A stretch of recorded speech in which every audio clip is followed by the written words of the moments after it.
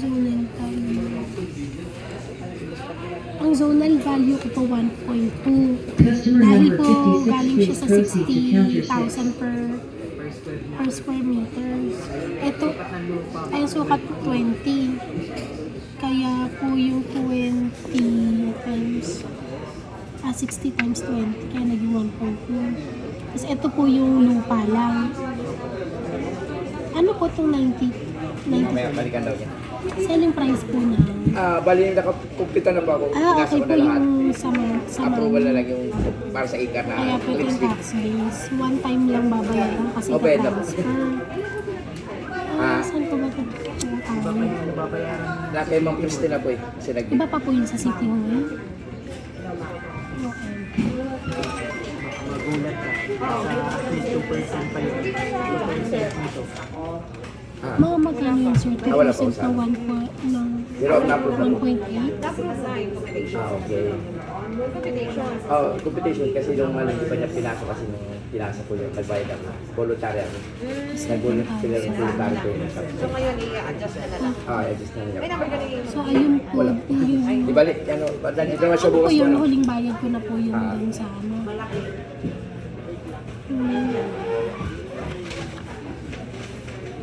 Mas malaki siya, mas malaki kasi yung area niya, nakabis kasi sa area niya, Tapos sir, yung 60,000 na amount per square meters. Saan Customer po ito number binabase? 70, please proceed to counter Saan 6. po ito binabase itong 60,000 pesos na to? Nasa total value mo yan. Yan yung valuation ng BIR. BIR. Kay City Hall itong 380. Kay BIR. Customer number 30, please proceed to counter 2. 621 po. Yun po yung value. So iba pa yun sa City Hall, iba pa yun sa Customer number 30, please proceed to counter 2.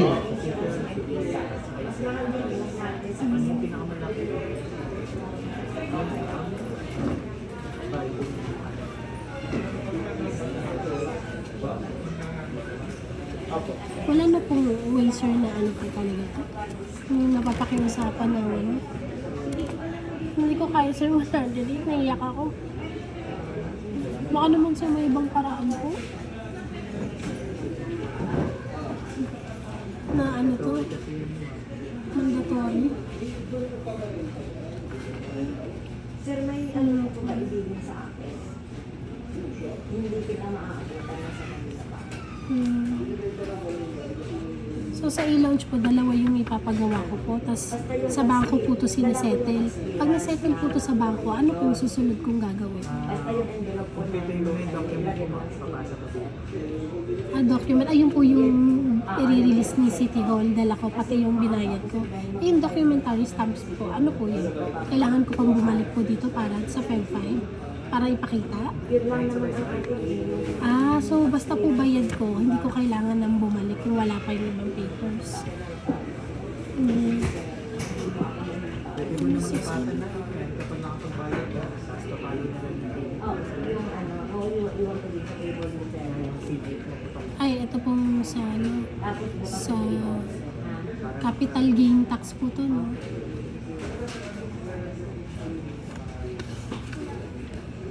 21 ang deadline na kasi may 31 pala yung dito.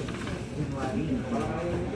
21 po ang deadline. 21. Kasi yung January di ba may 31. Eh, 30 days lang. So ito po one time lang po ito binabayaran dahil sa transfer.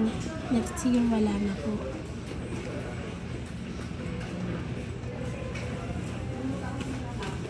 Okay po. Wala po ba akong mahihingi ng tulong dito, sir, para sa 100, mabawasan yung 108,000? Hindi to. Sumulat ka man sa RDO namin o kaya kay commissioner, hindi mababawasan yung mandatory kasi nagbe-base na yun sa document na binigay mo.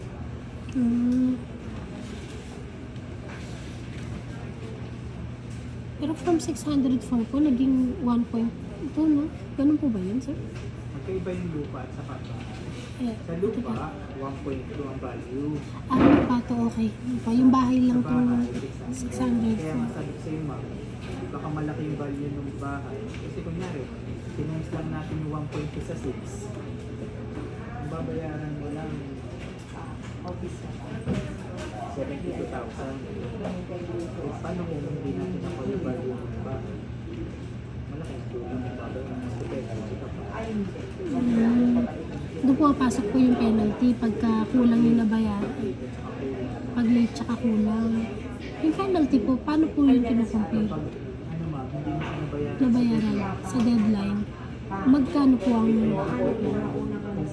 kung ilang araw ka na late. Ay, ganun po, per day. Pero yung per day po na yun, ano po yun? Tatlo yung penalty mo ma'am. Surcharge, Interest, interest tsaka compromise. Ang dami. 25% ito. 25% po nitong 108. 108 Plus 25,000 pa. Tapos yung interest naman per day yun. Interest per day. Compromise depende rin. Kaya nga eh. Kaya nga Mas kumagal. Ah, ganun pala kalala po, no? Ang sen na kunyari sobrang tagal na nga late, mas malaki pa yung penalty kaysa dapat. So, dapat mong bayaran kasi naka per day po. Ibig sabihin, sir, kung per day, yung 25,000, per day din po yung 25,000. Sa interest lang, yung Yung 25%. fixed na 25. Eh, saan po nanggagaling yung per day po na cost? Sa interest. Interest. Ah, interest po ng... Halimbawa po, hindi ko nabayaran po itong 108. Times 12%. Times 12%. Tapos kung ilang araw, Tapos kung ilang araw. Yung 12% po, ano pong tawag doon? interest rate. Interest rate. So, ang interest rate. So, pag ito rin po hindi nabayaran, ganun din po. May sarili din po siyang interest rate.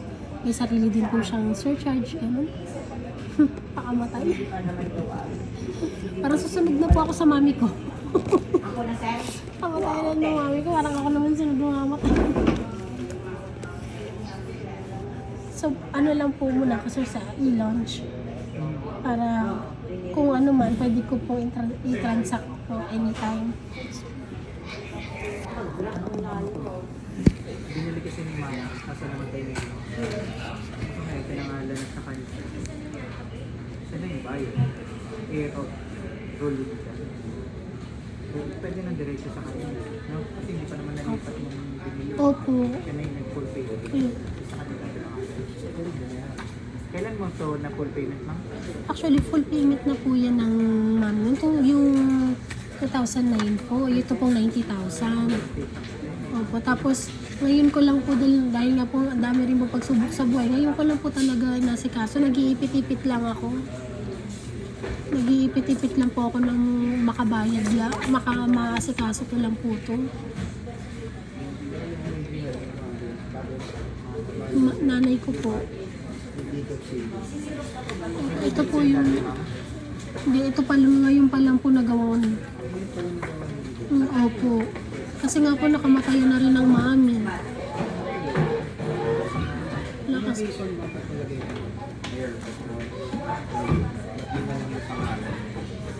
Ay, kasi dahil po yung iba pong attachment po nito kay mama eh. Nung pinresent po namin dun sa ano. Yung attachment po nung yung mga agreement, ganyan. Ayun. Kaya po ganyan po yan po yung best na ginawang ano.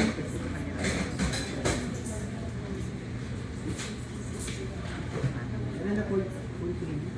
Opo. Opo. Tapos na nakamatayan na lang ng mama.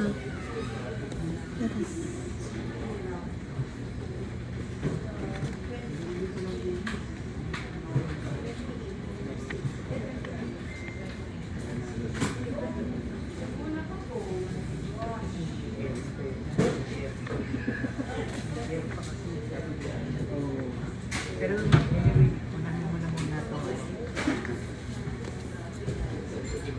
Punta ako sa e-launch.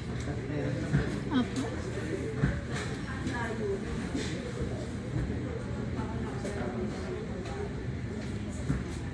Basta ito na lang muna kami.